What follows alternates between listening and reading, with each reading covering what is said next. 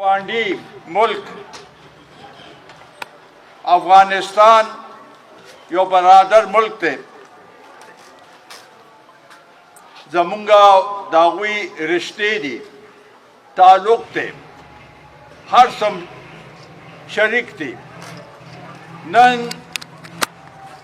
دا په لومبني ځل باندې دی چې زمونږ او د هغوی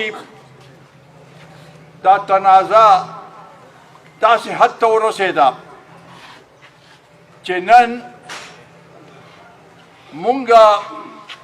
زمونږ په مشرقي سرحداتو باندې خو اسیم حالات خراب وو، اوس په دې مغربي سرحداتو باندې حالات کشیده دي. دا کشیدګي زمونږ دپاره ښه نه ده، د پښتنو دپاره ښه نه ده. دې خوا هم پښتانه دي او اخوا هم پښتانه دي، لر او بر دواړه پښتانه دي. او داسې حالاتو کې نقصان ټول هم دې پښتنو ته دی. مونږ مشکور یو د ترکی او د قطر ممالک چې هغوی په منځ کې راغلل او دا کوم حالات چې جوړ دي په هغې کې د تفصیل لپاره دا مذاکرات شروع کړل. ډزبندي خو شوې ده، جنگ بندي شوې ده، خو لا بد اعتمادي هماغه شانتې ده. دا بد اعتمادي زمونږ دپاره، د دې ملک دپاره، د پښتنو دپاره، د سیمې دپاره دا ښه شګون نه دی.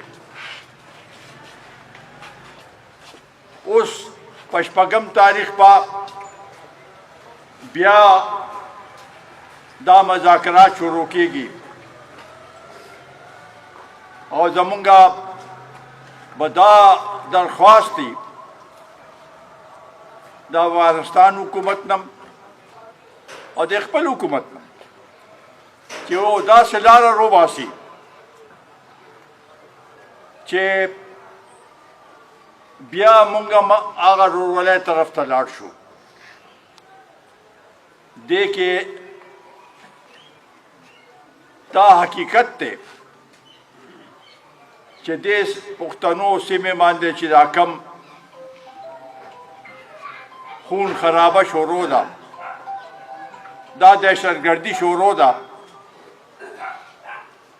نن هر یو پښتون فکرمند دی.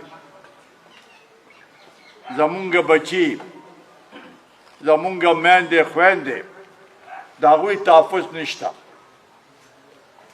بعضې اضلاع کې زیات شدت دی، بعضې کې شاید کم وي، هغه هم څه په پته نه لګي چې نن یو ځای کې شدت دی، سبا به بل ځای کې. د دې حل روښکل ډېر ضروري دی. مونږ د افغانستان حکومت نه زمونږ وروڼه دي، مونږ ما خو همیشه د هغوی حمایت کړی دی په هر موقع باندې. داسې موقع راغلی وی چې په تاریخ کې دا چېرته شوي نه و چې د دواړه ملکونو لویه جرګه په کابل کې مونږه